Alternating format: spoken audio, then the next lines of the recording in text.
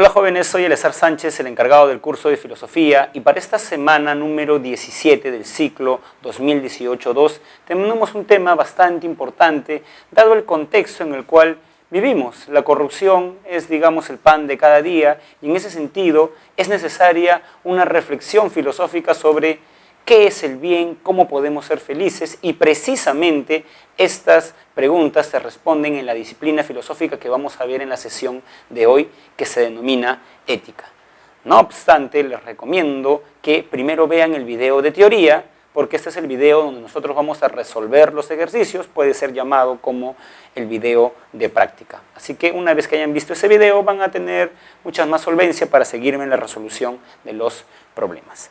La pregunta número 1 dice lo siguiente: respecto de la ética desarrollada por Aristóteles, determine la verdad o falsedad de los siguientes enunciados. ¿Qué deben recordar de la ética de Aristóteles? Que Aristóteles es un eudemonista. ¿Qué significa eudemonista? La palabra eudemonista proviene de la raíz griega eudaimonía. Eudaimonía significa en griego felicidad. Por ende, la propuesta de Aristóteles se llama eudemonista porque considera que el fin de la vida es la felicidad, ¿no? Entonces, eso es lo elemental. Lo que vamos a hacer en la pregunta número 1 es ir un poco al detalle, ¿no? Digamos, a los datos precisos de la ética de Aristóteles. Dice lo siguiente, ítem 1. Representó una crítica al intelectualismo ético iniciado por Sócrates. A ver, recordemos que para Sócrates, ¿qué era el intelectualismo ético? Consistía en que yo primero debo conocer el bien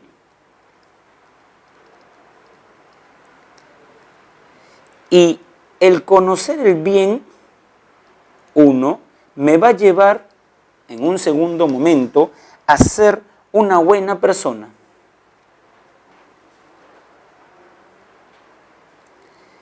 Y como todo parte de un conocimiento intelectual, a esta postura se le conoce intelectualismo ético.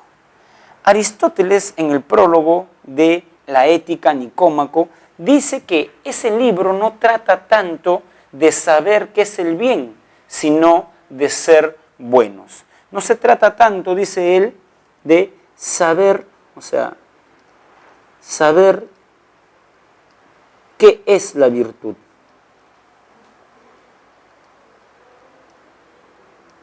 Sino, sobre todo, se trata de ser virtuosos.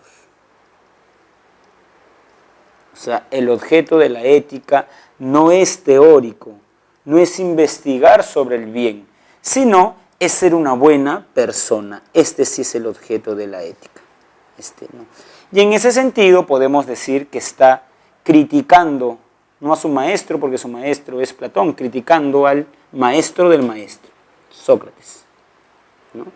Está criticando la propuesta de Sócrates, y por eso podemos decir que la primera es verdadera. Muy bien. 2. La ética de Aristóteles defendió la búsqueda de una felicidad basada en el disfrute de los placeres.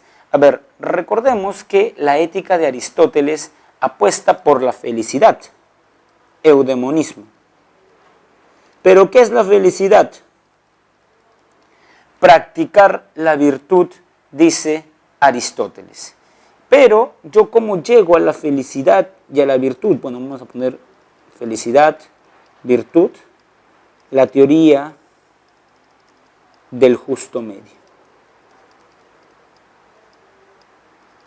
Aristóteles dice, por ejemplo, lo siguiente: ¿es malo sentir ciertos placeres y gozar de ciertos placeres? Pues no, no es platónico en ese sentido. Lo que uno sí debe hacer es evitar los extremos cuando goza de los placeres. Por ejemplo, si yo tengo hambre en la noche y quiero comer, ¿debo privarme del placer de comer algo? Pues no, diría Aristóteles. Lo que sí está mal es que yo coma demasiado, ahí está el vicio por exceso, o que coma muy poco, el vicio por defecto, porque la virtud está en el término medio. Por eso Aristóteles no es un hedonista. Recordemos, ¿quién es el hedonista del mundo antiguo? Epicuro. Así que eso es falso. 3. Sostuvo que en el ámbito de la ética no existen conocimientos exactos. Por ejemplo, jóvenes,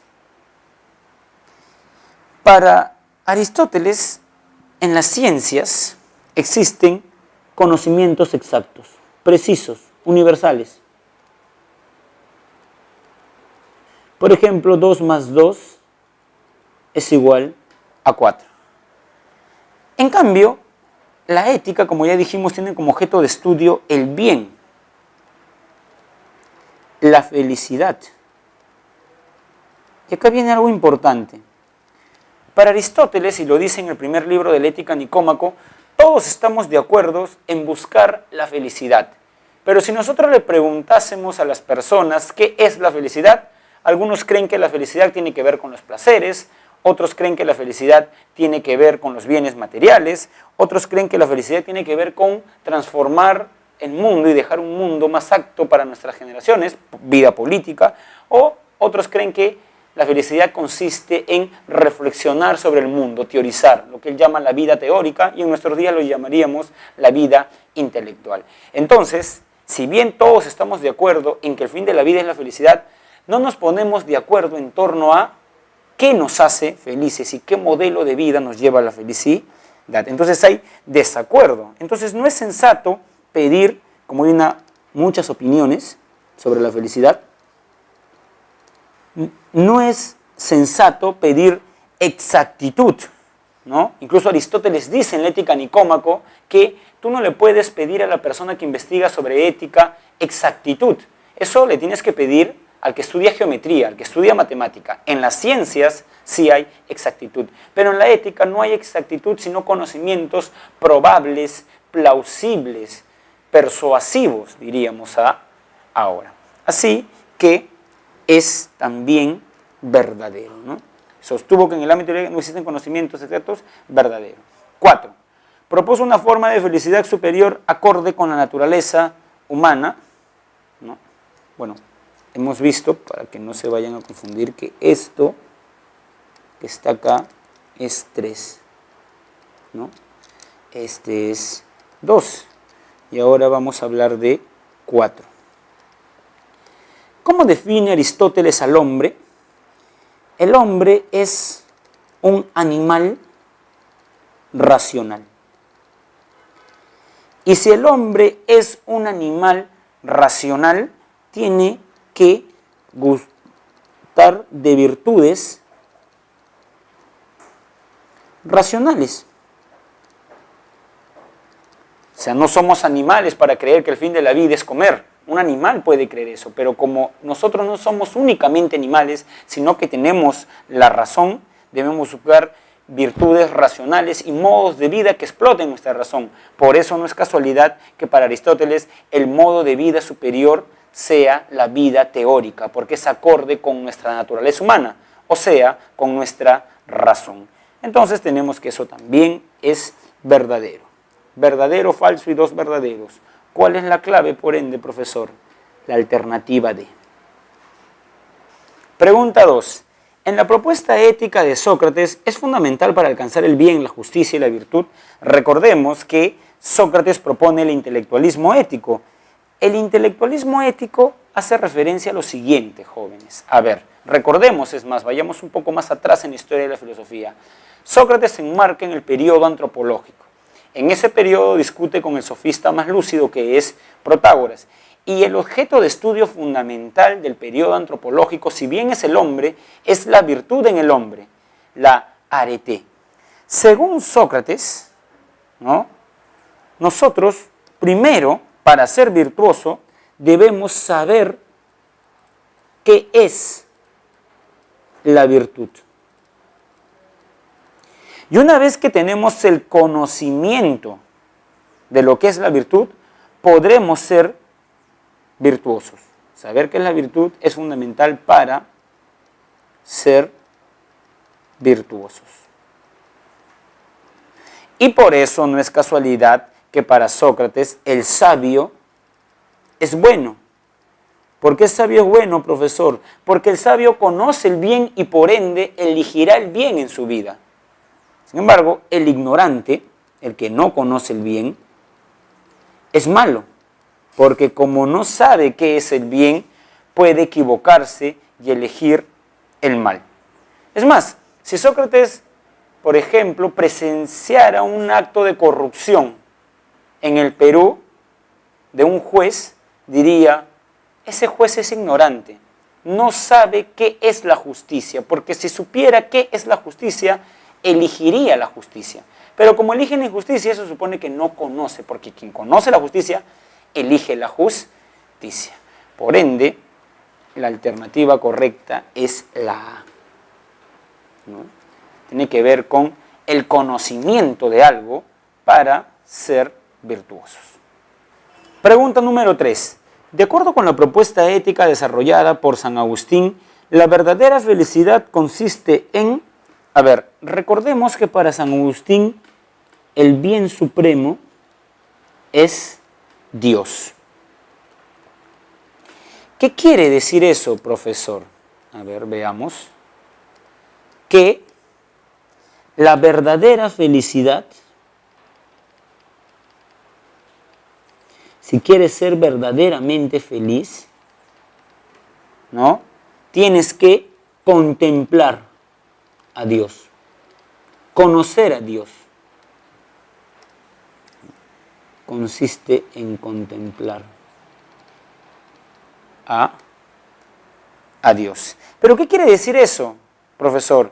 Primero, que no seremos felices alejados de Dios. Es como cuando conversas con un cristiano y le dices que tú eres ateo, pero eso no implica que seas mala persona. Tú le dices, no, pero yo tengo una ONG, ayudo a los pobres, hago esto, el otro, respeto a mi esposa, quiero a mis hijos, pero el cristiano te va a decir, no, alejado de Dios no vas a poder ser plenamente feliz. Esa es la primera razón, pero la segunda razón es que debemos contemplar a Dios porque Dios es la fuente de la moral. O sea, que quien conoce a Dios tiene alguien que al finalizar su vida lo va a juzgar en función de sus actos y en función de ello lo va a dirigir al paraíso o al infierno. Entonces eso va a hacer que el creyente, quien cree en Dios, sea una buena persona. Cuestión muy distinta a la del ateo, que como no cree en Dios, no tiene un juez al final de su vida y puede vivir descarriadamente, diríamos, ahora. ¿Eso qué quiere decir? Que, por un lado, el creyente es una buena persona para San Agustín, por lo que hemos dicho, y el ateo es una persona malvada. Y esta posición, jóvenes, no es simplemente una idea filosófica, sino es una idea que manejan las personas en su sentido común. Uno suele creer que los cristianos son buenas personas. Pensemos en el siguiente ejemplo. Un familiar, una prima, se va a casar y conocemos a su esposo y nos dice que él es cristiano, que es pastor de una congregación. Uno cree, quizás no lo dice, pero intuye que él, como es cristiano, va a respetar y va a ser feliz a tu prima. Pero ahora pongámonos en otro escenario. Tu prima se va a casar con un ateo, un sociólogo de San Marcos que es ateo. Uno intuye que como es ateo, tiene cierta, digamos, laxitud moral. O sea, hace lo que quiere, no tiene por qué hacer él el bien, ¿no? Entonces, esta es la propuesta de San Agustín. Por esta explicación, sabemos que la alternativa es la B. Paz espiritual no, porque la paz espiritual supone de contemplar a Dios. Estudiar teología sí, pero sobre todo Dios. Renunciar a nuestra razón, no necesariamente. Disfrutar ser hijo de Dios, no tiene que ver con contemplar a Dios. 4. Según José María, resulta inmoral ocasionar la muerte de un ser humano como medio para salvar la vida de varias personas, ya que cada persona es valiosa por sí misma y merece respeto, independientemente de sus creencias, costumbres y circunstancias. La perspectiva de José María coincide en lo fundamental con la propuesta de algo clave de esta pregunta, jóvenes, es lo siguiente, ya que cada persona, esto es un indicador clave, es valiosa por sí misma. Recordemos que Kant Kant primero consideraba que el bien es la buena voluntad. Vamos a poner eso. El bien tiene que ver con la buena voluntad. Pero Kant también distingue entre imperativo categórico e imperativo hipotético. El imperativo categórico, jóvenes, es una norma moral que te ordena una acción como un fin en sí mismo. Es tu deber hacer el bien. No lo hagas como un medio para una recompensa, no hazlo como un fin en sí mismo. En cambio, el imperativo hipotético ordena una acción también, pero en este caso, como un medio para un fin. Y además sabemos que Kant nos deja dos imperativos categóricos, ¿no? El primero, ¿no?, actúa de tal modo que tu acción quiera ser imitada por cualquier persona, que sea una máxima. Y el segundo, que es más o menos el que enuncia esta persona: no consideres a un hombre,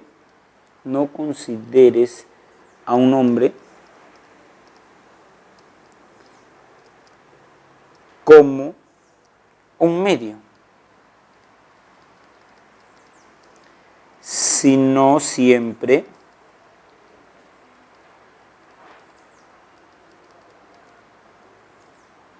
como un fin en sí mismo. Y claro, si uno de ustedes, cuando yo pongo esto, me dice: profesor, ¿y por qué debo considerar que cada persona es un fin en sí mismo? Porque cada persona y todas las personas compartimos la dignidad y eso nos hace valiosos. No por lo que estudiamos, no por nuestro color de piel, no por el dinero que tenemos, sino independientemente de todo eso, nosotros tenemos un valor intrínseco porque tenemos dignidad y esto nos hace ser un fin en sí mismo. Pero sucede que las personas no viven así, profesor. Pensemos en el siguiente ejemplo. Una chica intenta postular a San Marcos, es alumna de la pre y se da cuenta que hay un chico muy inteligente en el salón. Entonces ella maquiavélicamente decide hacerse amiga de este chico con el fin de que este chico le enseñe los conocimientos necesarios para poder rendir satisfactoriamente un examen de admisión. Y sucede que el chico ingresa, pero dado que ayudó a la chica, también la chica ingresa, porque le enseñó muy bien las materias. Entonces, sucede que una vez que ella ha logrado el fin, lo elimina del Facebook, lo bloquea del WhatsApp, cuando se cruza con él en San Marcos, no lo saluda. Entonces este chico se va a dar cuenta, y nosotros que estamos expectando este proceder de la chica, nos vamos a dar cuenta que la chica trató a este chico como un medio para un fin. Y para Kant eso está mal, porque todos somos un fin en sí mismo. Yo no soy el medio de las metas de nadie. O sea, si alguien quiere tener una casa, no me puede, no puede pensar en una persona como un medio. Ah, mira, él tiene mucho dinero, me caso con él, entonces que me compre una casa, ¿no? Eso sería para Kant inmoral, porque va en contra del segundo imperativo categórico. Entonces, la clave es Immanuel Kant. Pregunta número 5. Señale los valores de verdad o falsedad de los siguientes enunciados relacionados con la moral kantiana. 1. Planteó que es posible que la acción moral esté desvinculada de la libertad. Por ejemplo, jóvenes, toda acción moral supone que, ¿no?, ese supuesto podríamos decir, ¿no?, supone una persona moral que, como ustedes tienen en su separata, debe tener conciencia, libertad y responsabilidad. Claro, podríamos decir que esta persona debe guiarse por su buena voluntad, debe guiarse por el deber, debe practicar los imperativos categóricos según la perspectiva de Kant. Pero independientemente de todo eso, siempre el ser humano es libre, ¿no? O sea, yo en mi proceder, en mi vida diaria, quizás puedo decir: a ver, Eleazar, no estás tratando como un fin en sí mismo esta persona, sino como un medio. Pero por más que yo tenga conciencia moral y pueda distinguir lo bueno de lo malo, yo siempre soy libre y puedo elegir a veces lo no correcto. Entonces, siempre tenemos libertad. Eso nos hace ser personas y nos hace tener acciones morales, cumplir con las normas, y también acciones inmorales, ¿no? Entonces, esto es falso. como una acción inmoral va a estar desvinculado de la libertad. Tiene que ver con la libertad. Yo elijo comportarme bien, poner en práctica el segundo imperativo categórico, no tratar a las personas como medios. Nadie me lo impone, ¿no? Yo lo elijo. Muy bien. 2. Señaló que nuestra conducta debe regirse por el imperativo categórico. Recordemos, jóvenes, de nuevo, que cuando Kant habla de libertad, quiere decir, o sea, Kant dice que el hombre es un sujeto libre. ¿Y por qué es libre? Porque es racional, porque es el único que puede darse normas y seguir esas normas. Yo me doy normas racionales, trata a las personas como un fin y no como un medio. Entonces yo mismo me doy esa norma y yo puedo también, digamos, repetirme esa norma en cada acto de mi vida, ¿no? Entonces eso me hace ser racional y libre. Entonces, para yo ser una buena persona, debo cumplir el imperativo categórico que yo mismo lo creo, ¿no? Entonces, eso sí es verdadero. Muy bien. 3. Sostuvo que es posible obtener conocimientos exactos en el ámbito de la moral. Por más que hay distinciones entre Kant y Aristóteles, por ejemplo, Kant considera que el objeto de estudio fundamental de la filosofía práctica es el deber. Aristóteles, como hemos visto, diría que no, que es la felicidad, el bien. Hay una distinción entre ambos, por ejemplo. Pero los une algo, que como vimos en Aristóteles, para Kant también, en la ética no hay conocimientos seguros, ¿no? O sea, no son conocimientos exactos, claros y distintos en jerga cartesiana, ¿no? No es posible eso. Así que también tenemos que... Aclaro, miren, veamos el ítem 3. ¿Sostuvo que es posible obtener conocimientos exactos? Eso es falso, porque no podemos obtener conocimientos exactos. 4. Pensó que los efectos de nuestra acción determinan la moralidad de esta. Kant también es importante porque hace la distinción famosísima entre moral autónoma y moral heterónoma. Yo quiero hacer el bien. ¿Qué me diría Kant? Kant me diría, bueno, Eleazar, tú debes hacer el bien por el bien mismo. ¿Cómo que por el bien mismo? Por deber. Nunca pienses en las consecuencias de tu acción. Si estás cruzando la pista y ayudas a una anciana en esta faena, no importa que no haya nadie en la pista mirándote, tú haces un acto bueno. O sea, yo no debo hacer el bien para que las personas miren que hago el bien, sino lo debo hacer por buena voluntad, no pensando en las consecuencias. La persona que hace eso, por ejemplo, tiene moral autónoma. En cambio, el que tiene moral autónoma también hace el bien, ojo con eso, pero lo hace pensando en las consecuencias.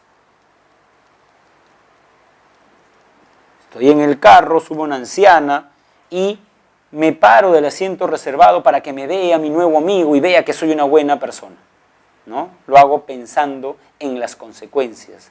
O hago el bien a mi prójimo porque quiero ir al paraíso. También estoy pensando en las consecuencias, diría Kant. O por ejemplo, en el caso de un profesor, ¿no? El profesor que hace buenas clases pensando en las encuestas sería la persona que está en la moral heterónoma.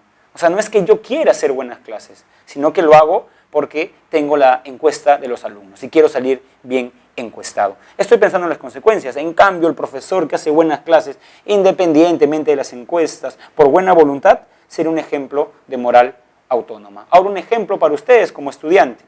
Aquel que estudia por el amor al estudio, por buena voluntad, por querer saber, está en la moral autónoma. Pero aquel que estudia para ingresar, por ejemplo, con un fin práctico, para Kant sería una moral heterónoma. Profesor, dirán ustedes en tono de crítica a Kant, pero todas las personas hacemos cosas pensando en las consecuencias. Precisamente Kant critica ese proceder, porque la ética, dice Kant, no trata de cómo se comportan las personas, sino cómo deberían comportarse. Porque imagínense en el Perú, ¿cómo se comportan los jueces? ¿No? Estaríamos deprimidos. La ética trata de cómo deberían comportarse los jueces. Ser imparciales, buscar el bien común y otras cuestiones, ¿no? Entonces, tenemos que eso también es falso.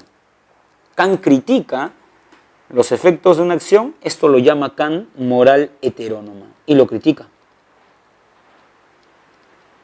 ¿no? Defiende esto y esto lo critica, ¿no? Entonces tenemos, por lo explicado, que la alternativa correcta es la E.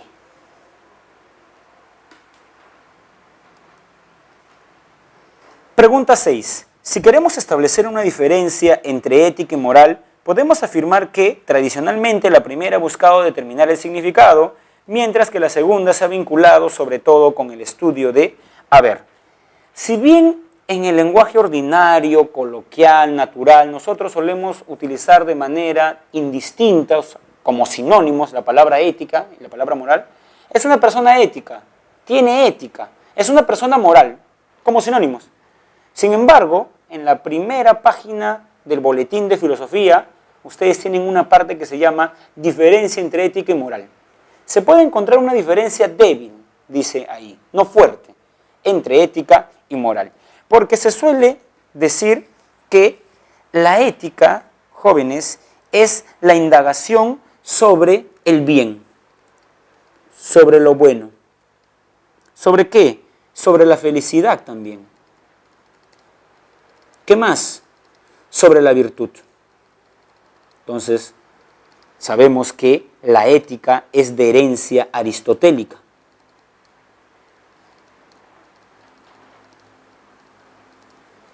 O sea, Aristóteles es el pensador de la ética porque reflexiona, por ejemplo, sobre la felicidad, la eudaimonía.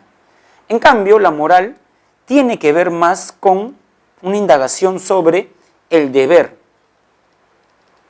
sobre lo correcto, lo que debo hacer. Y por eso es más de una herencia kantiana. O sea, son dos tradiciones. Kant en moral versus la ética de Aristóteles. ¿Eso qué quiere decir? Que cuando un alumno se pregunta ¿qué es la felicidad? Se hace una pregunta ética. Pero cuando un alumno se pregunta ¿cuál es mi deber como estudiante? Esa es una pregunta moral. Entonces, por esta explicación, tenemos que la alternativa correcta es la B. No hay bien, pero sí hay virtud. En el otro caso sí hay deber. La pregunta número 7 vuelve a ser un interrogante sobre Kant. Dice lo siguiente: determine cuál de los siguientes enunciados se corresponde con la filosofía moral de Kant. ¿La felicidad de la mayoría de personas debe ser el fin de la acción moral? ¿Eso quién lo dice? John Stuart Mill. ¿Y cómo se llama ese principio de John Stuart Mill? El principio de utilidad. Actúa de tal manera que tu acción genere la mayor felicidad al mayor número de personas. Pero nos están haciendo una pregunta sobre John Stuart Mill.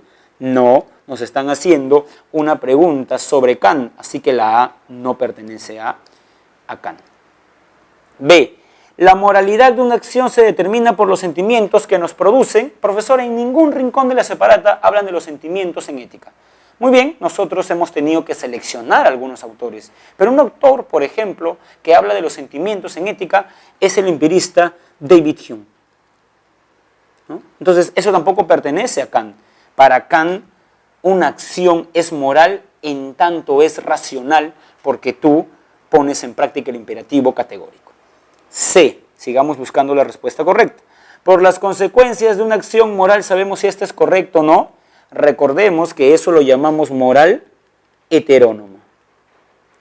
Y precisamente Kant critica esa moral, ¿no? Así que tampoco es la C. Continuemos. ¿Solo un hombre educado y culto es capaz de realizar acciones justas? Alternativa D.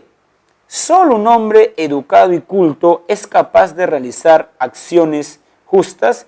Eso suena más al intelectualismo ético de Sócrates. Si yo conozco el bien, voy a realizar acciones buenas. Si yo conozco qué es la justicia, voy a realizar acciones justas. Eso sucede necesariamente.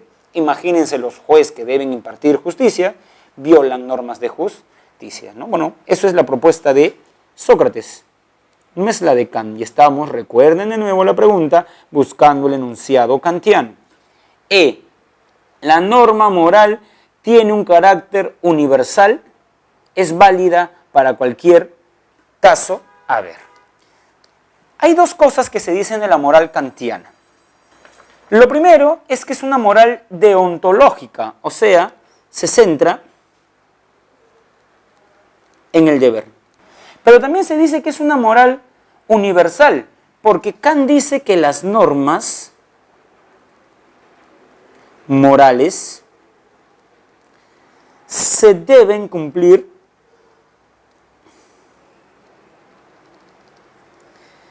en cualquier circunstancia.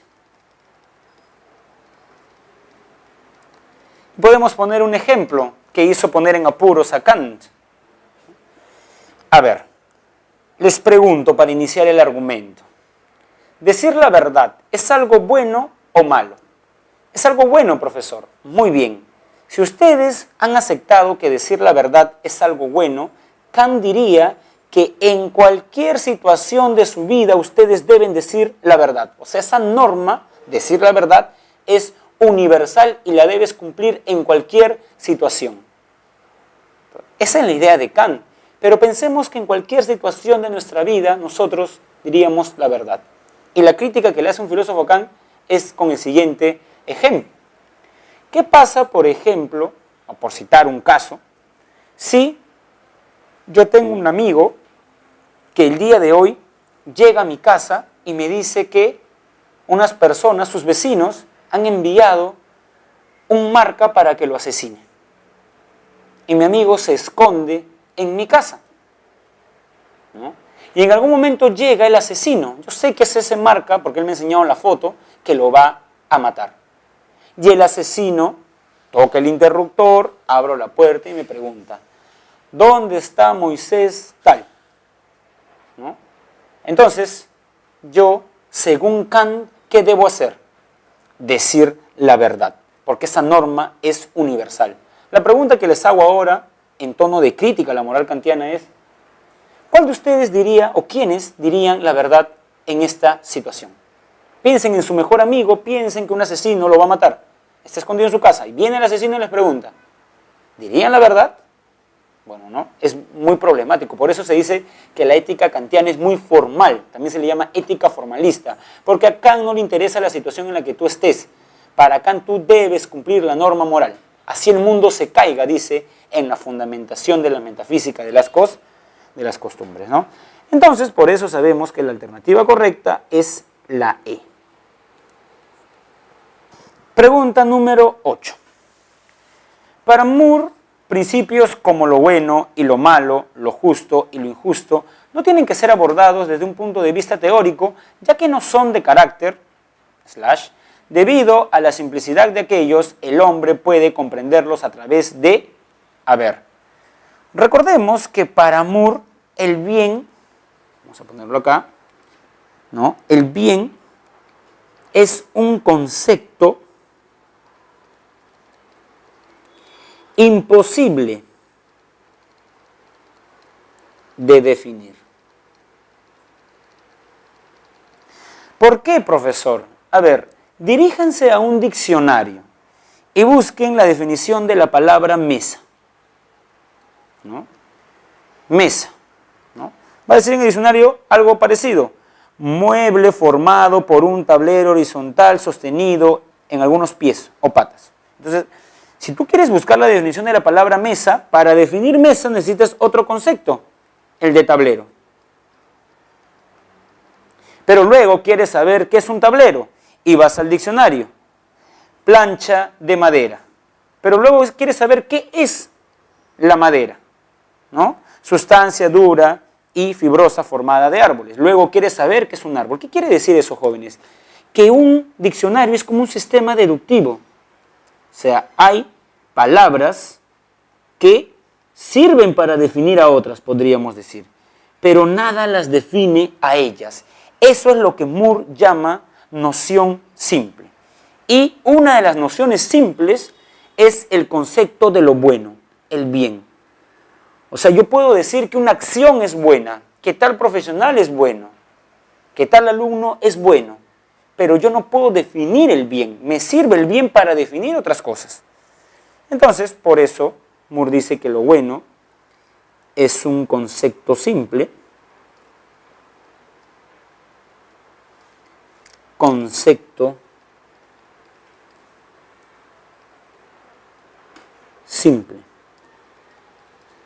Entonces, profesor, ¿cómo sé qué es lo bueno? Entonces, ¿puedo hacer lo que me venga en gana? No, tampoco, diría Moore. Porque a pesar de que nosotros no sabemos en sentido estricto definir, delimitar clara y distintamente qué es lo bueno, sí tenemos una facultad que es propia del humano, que es una suerte de intuición moral. O sea, yo puedo, a pesar de que no puedo definir el bien, puedo intuir qué es el bien.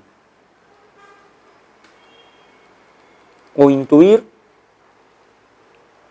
una acción buena. No sé qué es el bien, pero estoy caminando con mi amigo y de pronto un niño está en medio de la pista y viene un carro a toda velocidad y yo me quedo congelado y mi amigo, arriesgando su vida, salva a este niño. Ya, yo no sé qué es el bien, pero sí sé, intuyo moralmente que ese acto es correcto. Esa es la propuesta, jóvenes, de Moore, amigo de Russell y profesor de Wittgenstein, que escribió un libro que se llama Principia Ética a comienzos del siglo XX. Por la explicación que he dado, ustedes saben que la alternativa correcta es la C, porque para él, ¿no?, el concepto de bien, lo justo, lo malo, no es racional. Debido a la simplicidad de aquellos, el hombre puede comprenderlo a través de la intuición. Esto no es racional. Muy bien, jóvenes, entonces hemos visto los conceptos claves de la ética y sobre todo, como dice su boletín, nosotros hemos visto la historia de la ética. Hemos recorrido un sendero histórico, hemos visto las reflexiones de Sócrates, recuerden el intelectualismo ético, conocer el bien para ser bueno. Hemos preguntado a Aristóteles qué es la felicidad y nos ha dado una respuesta, la vida teórica, el bien tiene que ver con la felicidad. En la Edad Media hemos conversado con San Agustín y hemos visto que para San Agustín el bien tiene que ver con Dios. Luego en el mundo moderno hemos conversado con Kant, el bien es la buena voluntad, el imperativo categórico, la moral autónoma. Y finalmente en el siglo XX le hemos preguntado a Moore, que si bien dice que no hay una definición de bien, sí podemos intuir cuando una acción es correcta. Si tienen alguna duda o comentario, no olviden escribir sus preguntas en los comentarios de este video. Nos vemos la siguiente semana.